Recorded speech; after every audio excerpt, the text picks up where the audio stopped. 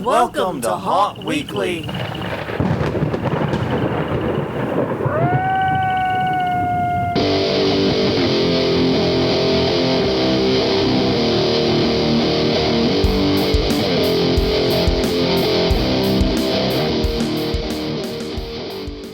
Hello, everyone. I'm Jonathan. I'm Crystal. And this is Haunt Weekly, a weekly podcast for the haunted attraction haunt entertainment community. Whether you're an actor, owner, or just plain aficionado, we aim to be a podcast for you. And we return to you once again, depending upon when you're catching us. If you're catching us live, it's Sunday. You're catching us right as we upload the recorded version, it's Monday. If you're catching us later, you know the date better than I do. And this time we have a very interesting topic. This is one of those, we've been doing some deep dives. This is what we do every Halloween season. Well, everyone's busy working in their haunts and so forth. We kind of go a little research crazy sometimes and do these deep dives. Have we? In the I past, think this is the first one. Well, we've done I think we have done. We've done other legends and things like that. Yeah, we have. But this one I'm really excited about because we're talking about the Headless Horsemen. And yes, plural, Headless Horsemen. And this is a legend that's just had a huge impact on the haunted attraction industry.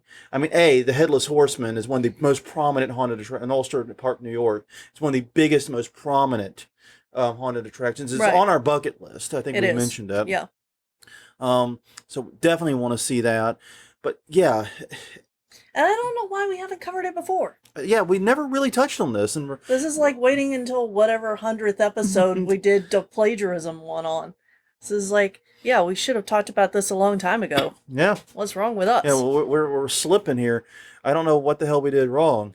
But yes, definitely. If you want to know about all the other things that we waited until way too late to talk about, you can catch up on the previous episodes at hauntweekly.com or Haunt Weekly on Twitter, or Haunt Weekly on Facebook. YouTube.com/hauntweekly is our YouTube channel. All of the previous episodes are there, and they go live on YouTube at the same time as they go out on the podcast feed. So if you just prefer subscribing to stuff on YouTube, there you go. Also, you can check us out on iTunes, Google Play, Stitcher. Your podcast app has you covered, basically. It does. All right, first item up for business this week is we have to announce last week's question of the week. We asked you what your favorite Halloween pump-up jam is or your favorite Halloween song more broadly. Mm-hmm. And as usual, we got a lot of great answers. Yeah. A lot of ones we knew and a lot of ones we already kind of put in that category ourselves. Right, and it was a lot of fun. It was a lot of fun. Our winner this week is one who gave us a song we knew but didn't put in that category and recontextualized it for us. Yeah. At least for me, I mean. Yeah. But... Crystal, it is? Thank you. Just so I don't have the temptation to. Pete Blackwell, All Hallows Eve by Typo Negative. Yeah. I love me some Typo Negative. Yeah. I mean, I'm an old school goth, ultimately. Yeah. And so, yeah, some Typo Negative is definitely up there for me. But I never thought of that, even though it's literally All Hallows Eve. Right. Which is what makes it kind of a duh. Yeah. Moment for me. It's like, wow. Well, I think it's because we listen to different music as kids. Mm-hmm. Well, I don't know. Well, I think part of it is, like, most of our Halloween music either has nostalgia factor. Right. It's the goofy, cartoony stuff, the Disney stuff, the villain songs, things like that. Or it's the hard rock pump-up anthem. Mm-hmm. And Typos, yeah, they're a rock band, don't get me wrong. Yeah. But it's not, it's not Rob Zombie. It's not... Yeah. You know what I mean? Yeah. I don't know. Maybe that's just my mentality on it. Yeah. I'm about to get my ass kicked by 8,000 Typo fans. No, I mean, I love Typo. It's just I never quite put them in that bucket for some reason, and I appreciate the recontextualization. It's a bit like when someone pointed out that the Police were reggae rock, and I went, wait, no, you're right. Holy crap. Yeah. I need to sit down. Mm-hmm. All right. So that brings us to... So, Pete, we will be in touch with you shortly. PM us, DM us your address, your information, and we will get stuff out to you in early November. Yeah. Right? Yeah. Because we're doing monthly batches, right? We are. Unless I have stuff ready and just feel like sending it out early, which could happen. It will be yeeted at you at whatever time is... Speaking of prizes, though, the other prizes have gone out. Yes. They were a little late. Sorry, guys. There's like storms and distractions. Yeah, So Hurricane Delta at the beginning of the month. It didn't go out the yeah. week it should have. And So it went out last week at the end of the week. So you should be getting those this week. probably over the Be next sure few to days. post pictures and tag us and Yeah, tag let us, us know bag what us. you think. Yeah, let us know. Because I mean, if you guys want something else, just let me know what kind of prizes you want. Yeah. That's a craft related that Yeah. I can actually make. Yeah. And ideally will fit in a reasonable size envelope. Yeah, I'm using tiny envelopes. Oh, the winners for this month got extra special stuff that my mom made. Because Ooh. we were hoping to have it last month, but we didn't get them. So they've got little cards and bookmarks and stuff. I'll be posting pictures of those. So if anybody's interested in ordering them from her, then Yeah. I can. Yeah, she get in makes touch with a her. wide variety of custom cards. Yeah. And yeah, it's really neat stuff. We've been holding off on Yeah. sharing what it is because we want to keep it a surprise for the people who win. Yeah. Answer the weekly question. The surprises are legion in those. Yeah. Okay, You so might even get a startle out of this Yeah. month. yeah, some of you might need to be careful opening them. Just a warning. All right, so that brings us to this week's question for the Yes. audience. And the question is a simple one. Last week we asked your favorite Halloween song. Mhm. This week, what's your favorite Halloween candy? And this one has already sparked fiery conversation in the chat. Yeah, and there seems to be like a lot for one particular candy that we'll get to at the end. Yes, we will. And as rules go, we answer it first. Crystal, what is yours? Okay, so growing up, I have two answers. Oh, God.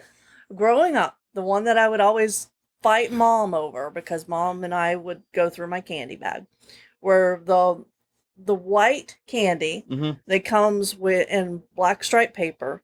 They're called peanut butter bars and they're made by Atkinson's. I don't think I've even seen these. I'm going to be honest with you. Well, and it's weird because I've never seen like a pack of them, but I always got them at Halloween when I was a kid. That's like that and the little, as you call them, old lady strawberry candies. Those were the ones that. Yeah, like, I've never seen those Yeah. in a pack of those either. Yeah. Now, whenever I got a little bit older, I was all about nerds. Yeah. I love me some nerds. So. Yeah. And for me, I mean, I've been sitting there trying to think my favorite Halloween candy. One of the problems is I have to think of candies I only really consume at Halloween. And I'm not much of a candy eater. We were joking before we went live that I kind of wish people would give out steaks for trick-or-treating or hamburgers or something. Yeah. I would love that. Well, there is the adult Halloween that started like a couple of years ago where you bring alcohol around. Yeah, I could do that too. That'd be great. But yeah, I'm not much of a candy consumer. And so, but the absolute favorites, I do love fun size candy bars, but I eat those year round. They're not really a Halloween candy to me. So I think my favorite true Halloween candy has to be the Tootsie Roll. Yeah. I do. I love them. I know they are chocolate flavored wax logs. I get that. I don't care. They're yummy, and I only eat them at Halloween. Yeah.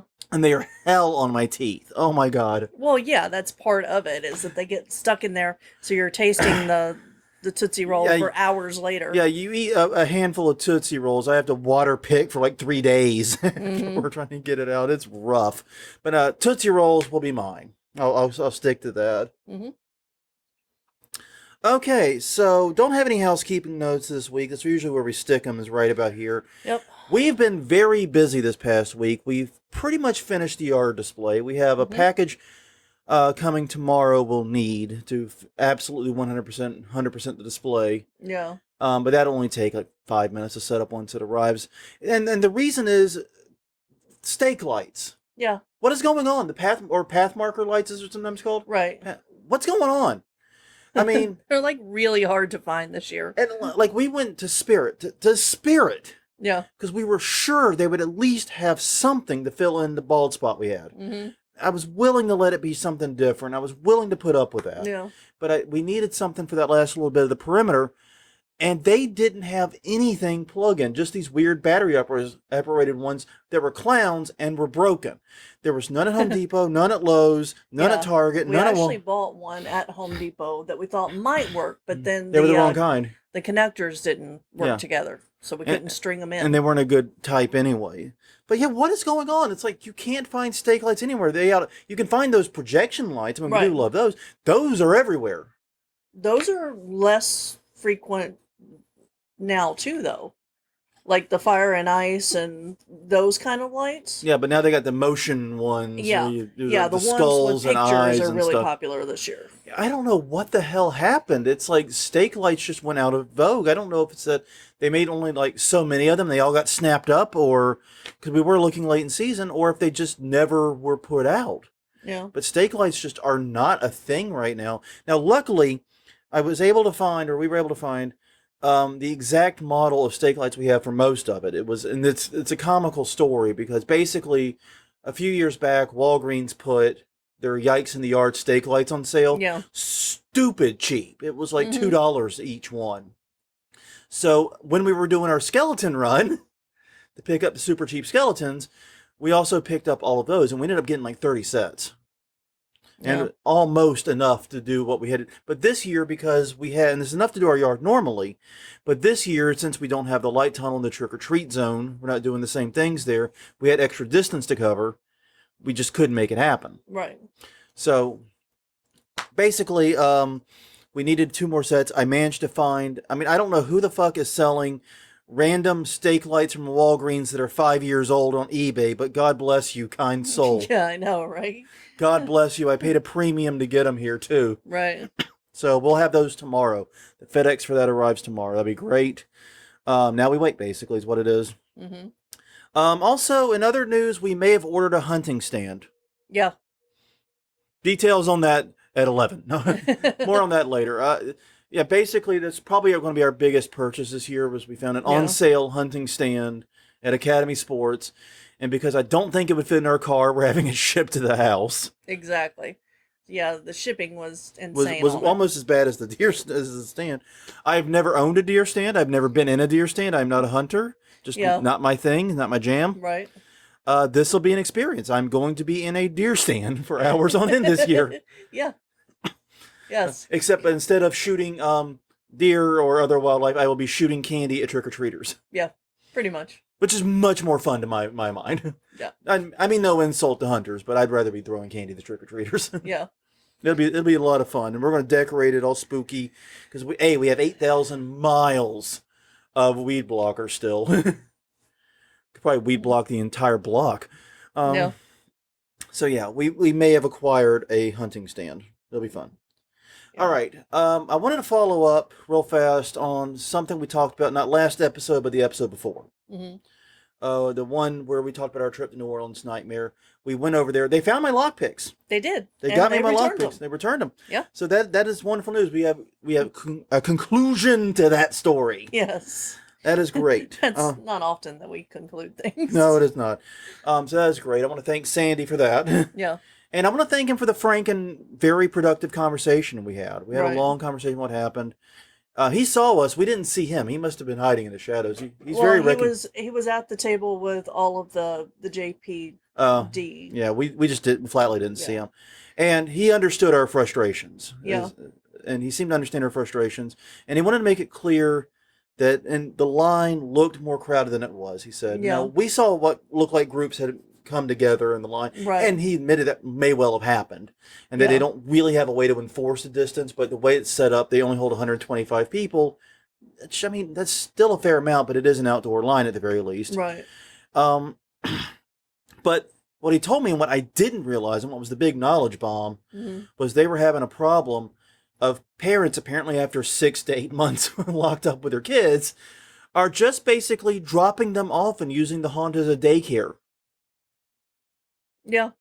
Yeah, which is crazy. I mean, we saw this last year in Houston area, where, haunts built a whole area, a whole fairground for kids to do exactly this. And I didn't get it. Yeah. But now, I'm beginning to wonder. Yeah, the haunts in this area, and I include Baton Rouge and North Shore and so forth, typically are you come and you go affairs. Now, I don't think that's necessarily a very good thing. Now, 13th Gate has added a midway, but it's not super huge. Right. You could probably do everything on the midway inside 30 minutes. Yeah. It's not a very big midway. Yeah. Um, and Rise has added a few new things too. Yeah. 3-minute mini escape rooms. Yeah, but nothing like what is in Houston. No, not Houston. It's like it's like one of them has an entire dance floor. Yeah, with a band, and it's just or at least insane. a nice sound. I can't remember if it's a band or a sound system, but yeah. Another I think it depends on the time of night. Another one had a full concert venue. Yeah. Which they do have a concert stage at 13th Gate, but not like this. This was a giant, like, festival concert stage. Yeah. It's a matter of scale here. Mm-hmm. And one in Houston straight up had an area for fire pits and picnics and things like that. It was crazy. And we didn't get it because we're used to, and part of it's, we're trying to hit 4 haunts in the night. Right. Part of it's, we go, go, go, go, go. Exactly. And we're like, why are people just hanging around? Right. And why are these all teenagers? Yeah. Now we know, well, and apparently, so that's apparently been a thing in Houston, but it's not been a thing here. No. And when we talked about in the news episode about the shootings, one of the shootings happened at a haunt where parents were doing exactly that. They were dropping off the kids, and then the shooting happens, and then the sheriff's office is having to track down the kids' parents because they just shoved them out of the car and went somewhere else. Yeah. So apparently that's been a big problem for haunts this year, and that it brings me to the ultimate point I want to get across. The haunts are trying. I get that. Yeah. People are the worst part of society. Yeah. People suck, and people are going to mess it up for everyone. Yeah, exactly. That's really what I wanted to say. That was our worry going there. Yeah. And it wasn't so much their efforts. We felt like we knew we read their policies. Yeah, and one of the other things is they are working with a very reduced staff, so I have no doubt that the staff inside the haunt is spread out enough that they're not interacting enough to infect each other. And they don't have, but that also means they don't have the crowd control to enforce mask wearing, to enforce social distancing in the queue, that type of thing. And I get it. I mean, I don't have good answers here. I'd never claim to have answers. I just know that I don't feel comfortable knowing, especially how terrible people are being at haunts. Yeah, and I actually feel a little bad that we didn't get to see the haunt after talking to Sandy, because he's like, we had to build a lot of props. Because there was no trans world. There were no trans worlds, so we had to build our own, and that's old school HOS stuff there. That's going old school, baby. I would love to see that. Yeah, I really want to see that. So next year, I'm excited. Sandy, thank you for the conversation. Thank you for the candor. Appreciate it. You guys are awesome. My disappointment was, and I don't think I got it across adequately the first time. My disappointment was somewhat with the way some of the actors were behaving, but mostly it was with society. Yeah. At that point, and society is terrible. Yeah, and I don't think I realized where the end of the haunt property was. Yeah. Because the metal detector was in the road. Yeah. Which is not part of the property. Yeah. So it's kind of weird. But it's very, very weird. Anyway, I understand it a little better now. We don't want to spend too much time on that because we got a lot to get through today. Yes, we do. This is a jam-packed episode, y'all. And speaking of people being terrible, though, I have to tell the story because I had mentioned to someone, I think it was Chris Gay I was chatting with. I said to him, we haven't had any problems with people not being aware that we're not open this year. No one seems to be asking us. I got a call Friday, I think it was. Yeah, Friday. No, maybe Saturday. It was sometime recently, though. Past couple of days, I got a call. Like, when y'all open? Like, ma'am, we're not open this year. We can't be open with the current city regulations. And also, this was 11:30 at night. No, you're thinking of the one that happened later. Oh, okay, never mind. There's been 2 calls now, actually. Okay. I'm telling the first one. Yeah. Which was, and so I'm like, ma'am, I'm sorry, we can't open. And it's not safe, and we can't do it with the current city regulations. Then she starts yelling at me. It starts with, how dare you close that, we blah blah, and then it just trails off into indecipherableness. Yeah. And then she hangs up. Mm-hmm. I'm like, well, that was fucking weird. Yeah. Then she calls back. Yeah. I send her to voicemail. Then she calls back again. And then I just blocked the number because I'm not dealing with someone like that. So no. How dare you close the free thing that we wanted to... And the problem is, we wouldn't have been open that weekend anyway. We were only open the weekend of Halloween. Yeah. And we would not have been open at the time she was calling. No. So, And yeah, we had someone else call at like 11:30 Saturday night, and like, "Are y'all open?" I'm like, "No, man, no, we're not open this year. I'm sorry, we can't be open with the city rules." Not Yeah. like, "Oh man," and then they hung up. At least that one was just an all man and not mad at me. Right. I mean, anyway, okay, on to serious news. And maybe going from the worst of society to the best of society in one jump here. We found out yesterday that Raven's Grin Inn, the very famous haunt in Mount Carroll, Illinois, Yeah. is At least famous to us and our listeners. well, if you don't know about Raven's Grin Inn, Yeah. check out episode 87. That's way back. It's way back from July 2017. Yep. We sit down with Jim Warfield for an hour. He's the proprietor of this establishment. Him and his wife Jessica run it. And and I think one of our greatest accomplishments on this podcast was getting Jim Warfield in one room for 1 hour to talk about one thing. Yeah. Because if you've ever been around Jim Warfield, you will know why that's an accomplishment. He is everywhere. That man is literally energy in human form. There's no other way to describe him. Right. If I get to his age and have a quarter of that energy, I'll be very happy. Yeah. But anyways, they have launched a GoFundMe. They have been shuttered since the very start of the pandemic. They're a year-round haunt. So they've been feeling the impacts now for 6-7 months. Right. Exactly. So they have launched a GoFundMe. They are only asking for $7,000. Right before we head out here, I just checked. They had just crossed the $2,000 mark. So guys, please, we've shared the link on Haunt Weekly on Facebook. But also, if you are just listening to this podcast, you can go to tinyurl.com/Go Ravens Grin. That's GoRavensGrin. Go Ravens Grin. tinyurl.com/Go Ravens Grin. I did not ask their permission to create it. I just wanted something I could give on air to you nice folks. Donate what you can. We've chipped in a little bit. Right. And that's GoRavensGrin. Yes. One in. Yes, just one in. Yep. Yeah. Please check it out. Help them if you can. And if you can't, I understand it's a pandemic. Share the link. Help get the word out there. Please. Because it's a great haunt. It's a historic haunt. It's a wonderful and very special and unique place, even among haunted attractions. Yeah. There's no experience that I've had that comes close to the one I had there. Jim Warfield himself is an experience. Yeah, exactly. Like that is like not. You can just say Jim Warfield is the experience, but the haunt itself is this. When you understand what this man did to his home to make this haunt, it includes installing 3-story slides through the entirety of his house. Yeah. He is certifiably insane, and I love every second of it. So please, if you are able to donate, do so. It'd be a huge help. And they're not asking for much. They're only asking for $7,000. Yeah. Guys, we can do this. We can do this. This community can do this. Right. All right, now we get on to the topic du jour, the actual topic of the week, the Headless Horsemen. And honestly, I'm going to kick back a second and let Crystal take the lead for a bit. Oh, well, thank you. I know I've been talking a lot this episode. I'm sorry, but... No, that's okay.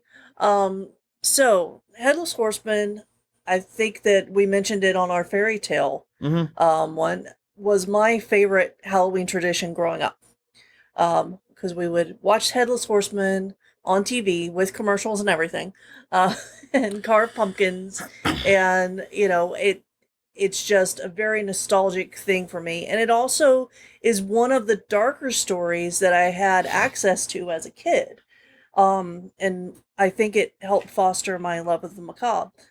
So that's why I really like it. I've gone a little bit nuts. A little bit nuts this Tell year. The nice people what you've done. With Headless Horseman things. Because, so it started with a person that I know from doing shows. You're Sorry. distracting me. Offering up a hand embroidered Headless Horseman thing. Cloth.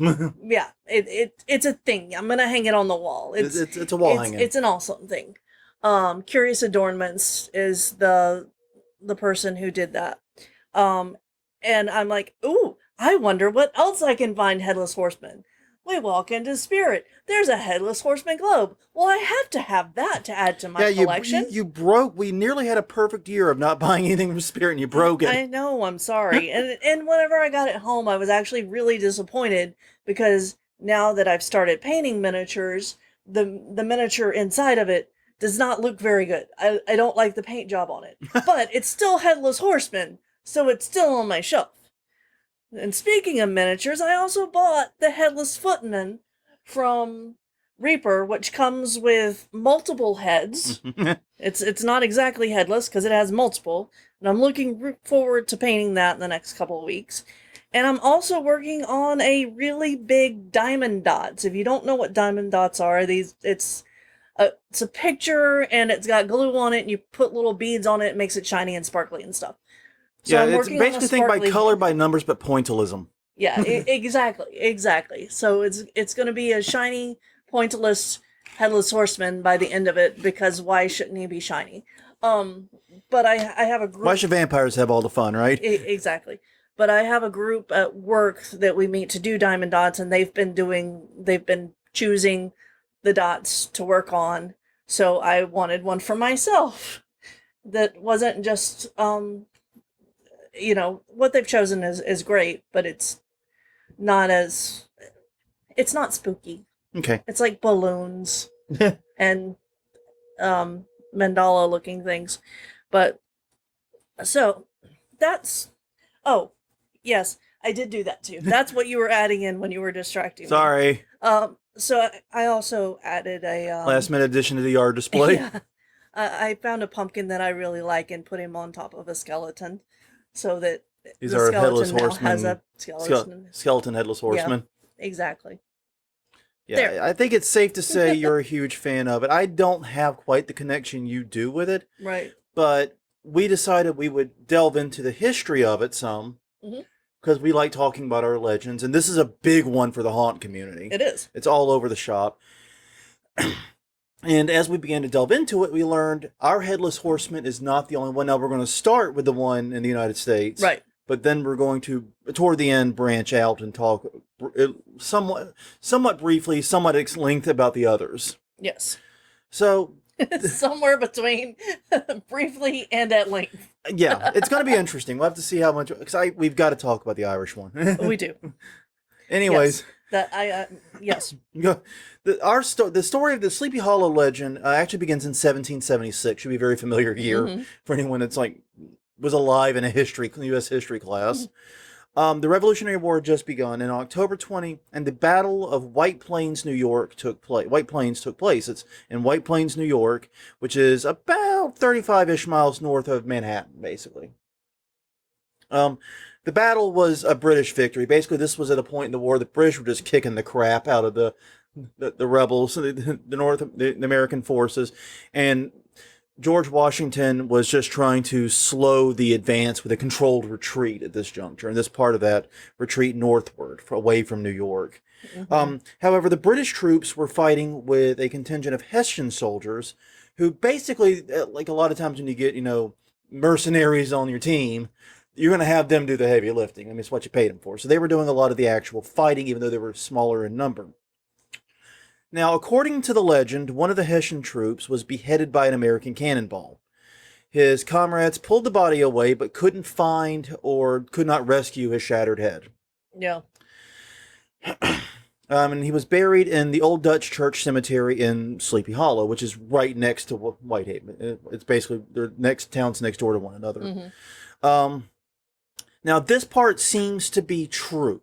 Yes. Most historians seem to believe there's at least some truth here, that there was a headless Hessian buried in that cemetery. Right. And whenever we were talking about fairy tales, I mentioned that there was a difference between fairy tales and legends, according to people who study them, professionally. Yeah. I totally should have known that was a job. Of course it is. Because, most of them are just called politicians. Doing that. I like research.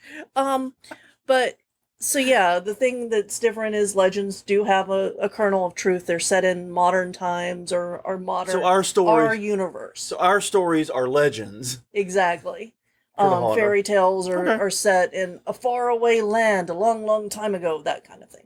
Now, the Sleepy Hollow region was well known even before this for being a haven for ghost stories and Right. spooky stuff. It kind of always had that reputation. So, as such, a tale began to circulate about this Hessian roaming the region using a jack-o'-lantern as a substitute head slash weapon. Hmm. Um, and then as the story went on, it shifted to become more focused on Halloween rides, which makes sense. The battle was 3 days before Halloween. Right. And that's how this legend of Sleepy Hollow was born. Hmm.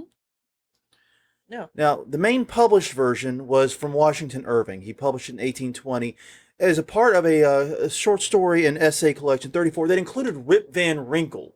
Winkle, yeah. Winkle, Rip Van Yeah. blah, blah, blah, blah. Rip Van Winkle. Could you He could imagine? have been wrinkled because by the time he woke up, he was Yeah. wrinkly.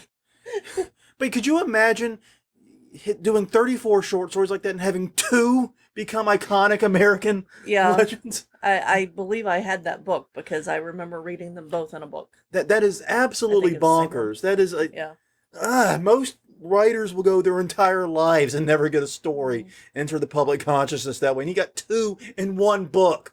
Yeah. You bastard. Hmm. You bastard. Yeah, I mean, because there are a lot of authors who are fairly successful, and it's, their day job. Yeah. But we don't know their names. There Yeah. are very few that I could list off the top of my head that are living. So True. But anyways, the story is known very well, so we're not going to spend a lot of time going through it. And Right. if you want a more detailed version, go watch the Disney cartoon. No. It largely follows the story, or you can read the original. All right. Ichabod Crane is a lean, lanky, superstitious outsider from Connecticut. He was apparently brought in to be a schoolmaster. He has a competition with Abraham, quote-unquote, Brom Bones Van Brunt for the heart of the lovely Katrina Van Tassel. Yes. Brom tries to force this into a physical showdown, but Ichabod keeps deflecting that, and the two basically have a heated competition for affections that come to a head at a harvest party at the Van Tassel estate. Right. There, Ichabod fails to win Katrina's heart. Yes. He strikes out. Yes. He Poor does. guy. No, go ahead. I thought you had something there. Sorry. He strikes out, and Brom Bones and others there were telling ghost stories the whole time, and he, being the superstitious lot, took him a little bit to heart, we'll say. Yeah, he was frightened by them. He was very, very disturbed by. In New Orleans, we'd say he's scary. Exactly. He's scary. Mm-hmm. So anyways, he's on his ride. He's on his horse Gunpowder. Uh-huh. And he's going home. And basically, he spooks himself multiple times on his trips. Like owls and random crap spook him. Right. And then eventually, the Headless Horseman pops out. And at first, he's like, oh, I'm doing it to myself again. And then he realizes, no, this one's real. Yeah, exactly. Shit just got serious. Yeah. And so he runs, and he knew the legend. He knew you were supposed to try to go to that bridge. Right. And he manages to make it across, but then the Headless Horseman hurls the pumpkin at him, knocking him off his horse, and then ambiguity, basically. Yeah. Yeah, you don't know exactly what happens to him. Yeah, and then the Disney version, which we'll get to in a second, they leave it, they say, well, they don't know what happened. There's a tale that he went and found a very good cook in the next town, married her in the next town over, Yeah. giving Ichabod a happy story. Yeah, I don't think his story ended like that. I No. don't think it was that happy. I think maybe he became the horseman. Well, there's only two possible outcomes. One is it was the actual Headless Horseman, Yeah. and if so, he did. Yeah. He did. There's no other outcome. Or it was Brom Bones dressed up as the Headless Horseman, Right. and if that's the case, he got run off real good, and Yeah. and got on. And yeah, he may have landed somewhere else, but it still ain't gonna be that happy of an ending for him. Right. So yeah. Now, I did not know this, but there were a lot of film adaptations, a lot more than I realized. Yes. The very first one was 1922. A silent film was made of it. Yeah, you realize that we have to find this now if Yeah, I it's know. available anywhere. And well, it should be public domain now. Yeah. But some public Yeah, no, domain that doesn't mean it's available. Film from the 1922s is sometimes hard to find. But anyways, the best known version was from Disney's The Adventures of Ichabod and Mr. Toad. Yeah. Which, by the way, if you've never watched the full thing, and you may not have, it's a two-part, like 60-minute thing. Mm-hmm. They tell two stories, and one is the adventure of Mr. Toad, which is an absolutely god-awful moral of a story. Yeah. Mr. Toad is a fucking asshole, and I'm not going to hear anything else. Yeah. And in that one, He's a garbage toad. And in that one, Katrina is obviously leading Ichabod on. Yeah. Yeah. I mean, and she's just playing hard. And that's to one of the kill big everybody. differences is that in the original he was just striking out. He wasn't getting anywhere. Right. And Katrina wasn't doing anything. He was just purely the pursuer there. Right. And this one, Katrina's obviously stoking the shit as she got. Yeah. In the Disney version, she's sitting there poking both of the bears. Yeah, exactly. Making her, kind of a little shit too there. You got to be honest. Yeah, she's one of the villains in the Disney version. Yeah, she's definitely a villain in that one. Then you have the 1999 Johnny Depp and Christina Ricci version, the Tim Burton one. Mm-hmm. It's fine. I liked it. But, I've got it's Sleepy Hollow, so. Well, but I'm of the mindset if I'm going to watch a Tim Burton film, I've got like 3 others in the queue ahead of it. Okay, that's fair enough. I would start with Nightmare Before Christmas, Corpse Bride. Yeah. Because I love me Corpse Bride, man. Yeah. That's a good movie. Songs. Good songs in it, yeah. So yeah, I've at least got 2 right off the top of my head I would put in front of it. Oh, Sweeney Todd. Mm-hmm. Tim Burton, Sweeney Todd. So now I've got 3 that definitely go in front of it. Yeah. Then you have a 1980 TV film. I didn't put these in chronological order for some reason. The Legend of Sleepy Hollow. It's with Jeff Goldblum and Meg Foster. I've not even heard of this. Or I've never seen it. May have to track it down. And then you have The Hollow, a 2004 ABC family series about Ichabod's descendants. Yeah, that one out of this You saw that? No, God. of this list, that one's the one that's like, really?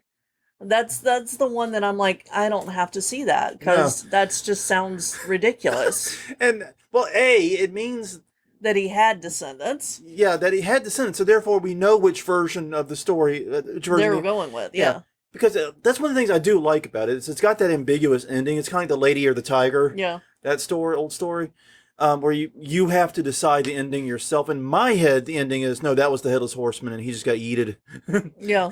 He's gone. Oh, yeah. That's my version of it. That's how Definitely. I think it ended. How do you think it ended? Leave a note in the comments. I'm interested. How do you think Sweeney Todd ended? I mean, not Sweeney, God damn it. Headless Sleepy Horseman. Hollow ended. Yes. Oh, man. So, yeah, you tell me, did Ichabod Crane live or die? Maybe we'll put a poll up on Facebook later in the week.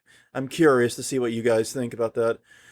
And then in 2013, there was a crime horror series set in modern times called Sleepy Hollow, where Ichabod is basically a professor and is now helping that it's... In that one, actually, if I'm remembering correctly, Ichabod is the one that killed and beheaded the Headless Horseman. Mm-hmm. Because he's a badass Yeah. hunter of some stripe. And now it's set in modern times in Sleepy Hollow, and he's a police detective? Yeah, I've not seen this, and I don't know if I need to. I think I watched the first couple of episodes just because of the title, and I don't think I got into it. Yeah. I do think, though, that Ellie has watched it. Oh. Yeah, so Ellie can offer some insight on that. But yeah. So there's a lot of adaptations, but if you're looking for the adaptations of the actual story, The Legend of Sleepy Hollow, the Disney one is the best known. And it's actually fairly faithful. I mean, they took some liberties, like I said, with Katrina. Right. And some of that stuff, but it was relatively faithful to the shorts. It's easy to do a faithful adaptation of a short story in animation, especially. Oh, yeah. Because it's not like it's a full novel where you got to cut all this stuff out. No, and you also don't have to stretch it out to a 2-hour movie, although, somebody did. Yes. Yeah, Tim Burton did. Exactly. Woo! That would... I mean, even if you really like it, you have to admit it had almost not a goddamn thing to do with the actual Sleepy Hollow story. Mm-hmm. Other than there was a Headless Horseman and there was an Ichabod. But here's the thing. When we were looking up this, and that's basically the entirety of the Headless Horseman legend in these United States. Now, it turns out there are a lot of other Headless Horsemen. Yeah. And the one we have the most information on is actually the English version, which is really interesting. It comes from a 14th century poem, Gawain and the I think it's how you say, Gawain Yeah. and the Green Knight. Yeah, Gawain and the Green Knight features a Headless Horseman. Now, this is an Arthurian story, which means it's part of the Mhm. King Arthur legend. Exactly.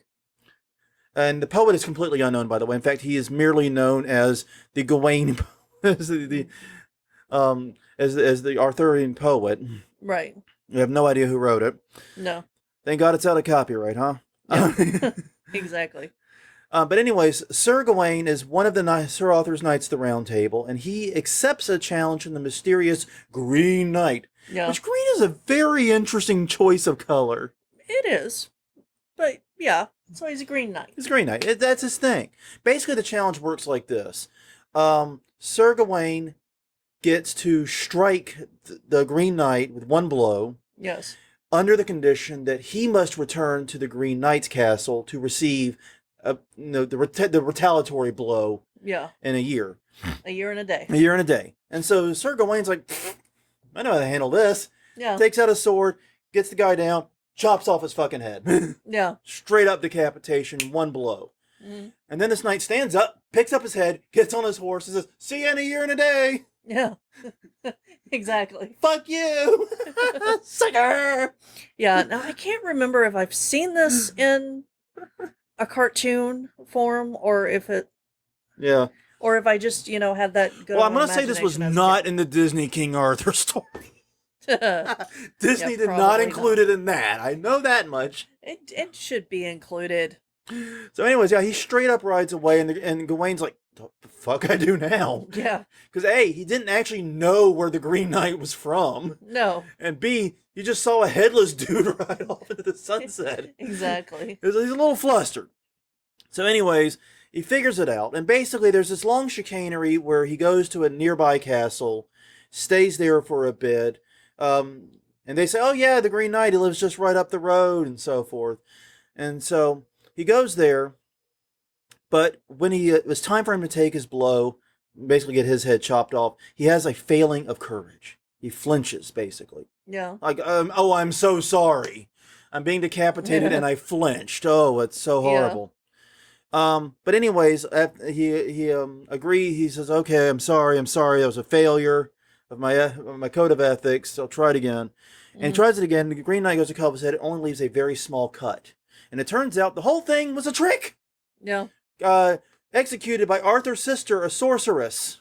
Mm-hmm. And he goes back to the Knights of the Round Table, ashamed for having shown weakness, for having flinched.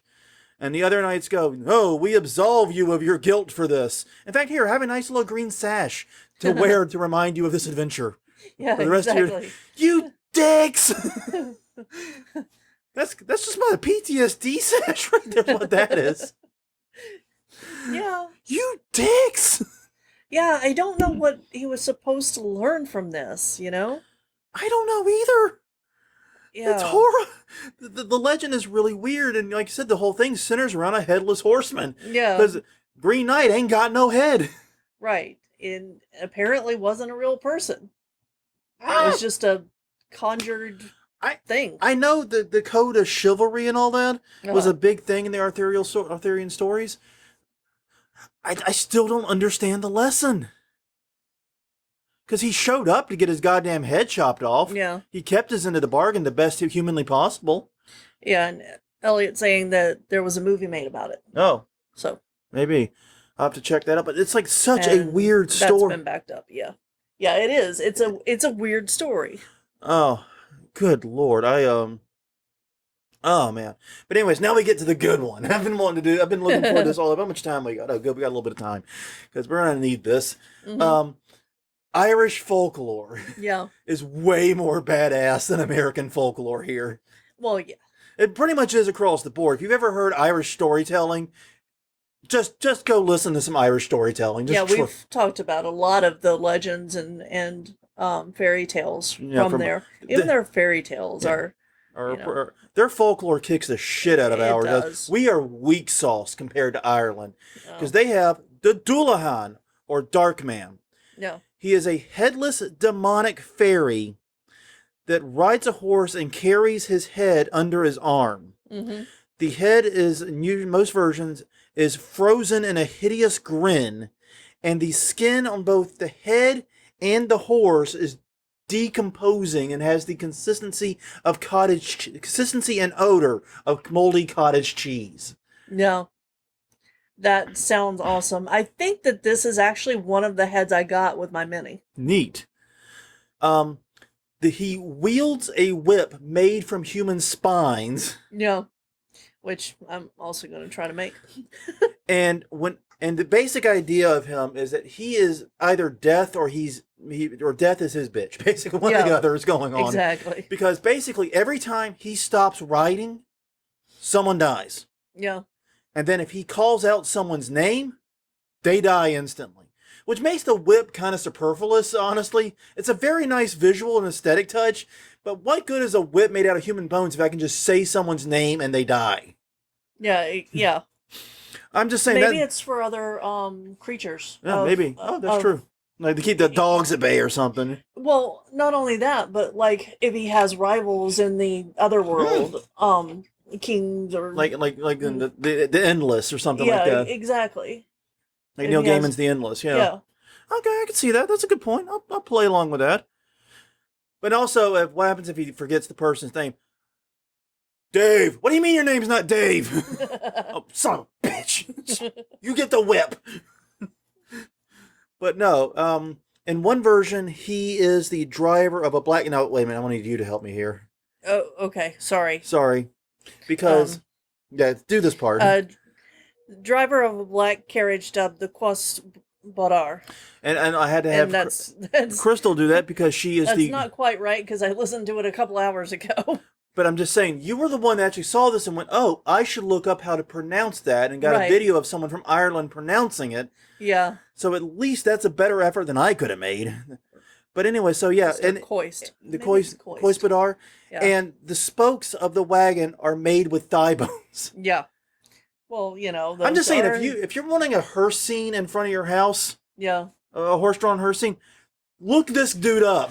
I think I actually have this carriage that I didn't know was this carriage, but this carriage on my shelf of Halloween. Neato. So yeah, basically this character has made it into a lot of Irish pop culture. Yeah. I mean, the list of stories and TV shows he's been featured in. They haven't done one about him. Mm-hmm.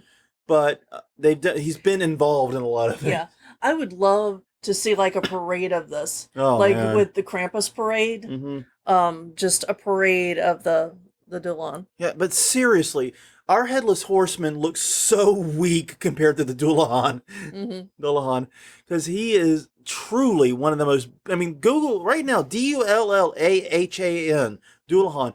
Google images of this right now. Yeah. Seriously. What are we doing in this country? Ours has a pumpkin for a weapon? He's got a whip made of human spines. Yeah. Dude, one of those is way more intimidating than the other. Oh, man. Seriously. I learned about this, and it's like, I need more of this in my life. Right. And the final one is Scottish folklore. It seems to be a big deal around the British Isles. Mm-hmm. But in Scotland, on the Isle of Mull, which is on the off the west coast of Scotland, right, there is a tale of a headless horseman. According to lore, there was a clan battle at Glen Kinnair, I think is how you would say that. Yeah, Kinnair. Kinnair. A man named Ewan was decapitated during the battle, and he was so saddened that the defeat in the battle was denied him any chance to be chieftain. Mm-hmm. He rides the countryside, which, hey, that's the takeaway. You get decapitated in battle, and you're sad, not that you're dead, but that you'll never be chieftain. You can't rule. I'd say, homie, you got bigger problems. Yeah. But anyways, he rides the countryside. Both he and his horse are headless. Right. That's got to be a sight. I have not seen this in any kind of artistic. No, I have not been able to find an artistic representation of it. But wow, literally a headless horse. I'm sorry, it's a headless horse, headless horseman. Yes. So that's interesting. Yeah. So I guess I can't be the ruler of this place, so I'll just run the countryside and with a headless horse and myself. I don't know. You know, ghost stories rarely make sense if you think about it. Yeah. They rarely do because, honestly, I mean, if I have a tragic death, inside joke, sorry, there's no chance in hell I'm spinning my wheels in the place where it happened. Fuck you. I'm going to Maui. I'm gonna haunt Key West or Maui or some shit. I'm not hanging around that dump. No. Sorry, guys. I'm very bad at this haunting thing. Oh, man, but seriously, there's tons of great Headless Horseman stories out there. I had no idea this was such a common thing. And yeah, well, and that's part of the thing with legends is that, there's rarely does it exist in one spot. Yeah. There's tales of it all around the globe, and nobody knows how it got there. Yeah, like dragons. No one knows how dragons are a thing in almost every culture. Or vampires. Yeah. Yeah. Yeah. I mean, yeah, the modern version of the vampire has a direct connect. Right. We know where that came from, one specific place. But there are really old legends about it. Yeah, they're about blood-sucking creatures and vampires of all stripes. Yeah, all over the world. No one knows where this came from. And so, yeah, but it's just very cool because Headless Horseman's kind of a specific, like, Ghost Rider. Starred Nicolas Cage. But the idea of like a ghost rider or it's like a ghost ship. That is everywhere because there are riders everywhere and there are ghost stories everywhere. So of course there are ghost riders and ghost ships and so forth. Yeah. But the very specific Headless Horseman thing. Right. And especially the Headless Horseman that brings death. Yeah. Yeah, and it's interesting. It's very interesting how specific this got. And like I said, the legend of the Green Knight goes back to the 14th century. That way predates anything in the United States. Way predates the United States. Yeah. Technically, the Headless Horseman predates the Sleepy Hollow. Legend of Sleepy Hollow predates the United States, but not by much. That's not by so much. So yes, indeed. With all that in mind, let us return to the weekly question we asked you all. What is your favorite Halloween candy? I see we've got some answers. Crystal, take it away. Okay. Ellie likes candy corn. Monster! Evil! Burn the witch! Elliot says Starburst or Tootsie Rolls. Nothing too special. Yeah. Well, Starburst has got to be the pink ones, honestly. Let's just... Yeah.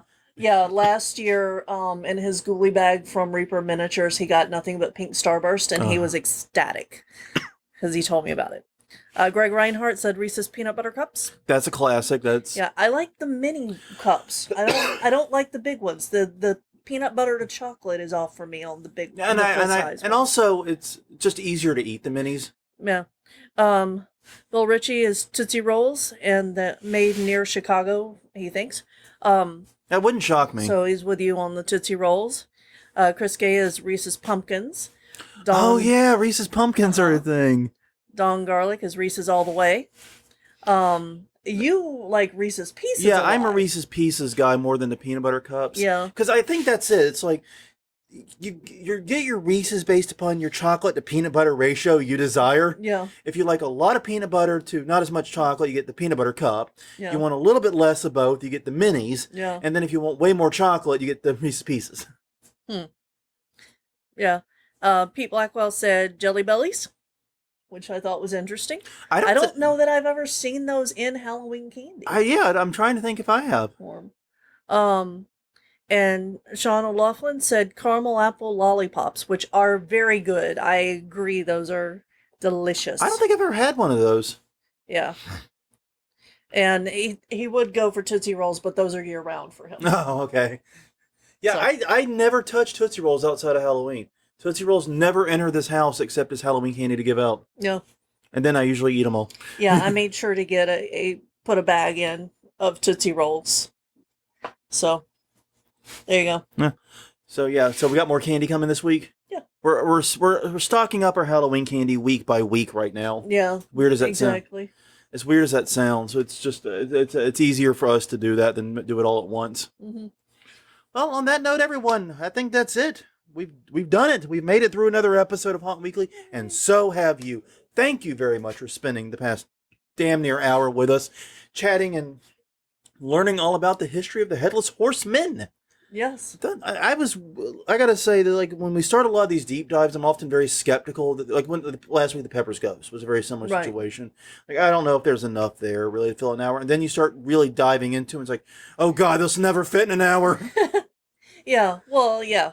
That's very true. That's because you go down rabbit holes. Yeah, and like looking up about the Green Knight and all that and all those side trips. Oh Yeah. man, there's so much here. Right. Thank you very much, though. If you want to catch more of what we do, you can find it at hauntweekly.com. Please take a moment, subscribe, follow us at Haunt Weekly on Twitter, Haunt Weekly on Facebook. You can also catch us at youtube.com/hauntweekly. That is our YouTube channel. All previous episodes are there. New ones go live there at about the same time. They go on iTunes and so forth. So if you just are a YouTube person, got you covered. Yeah. You can also find us at all the usual podcast locations: Google Play, iTunes, and Stitcher. Until next time, I'm Jonathan. I'm Crystal. And we will see you guys next week, as it is episode 256, making it time to do the news. See you then.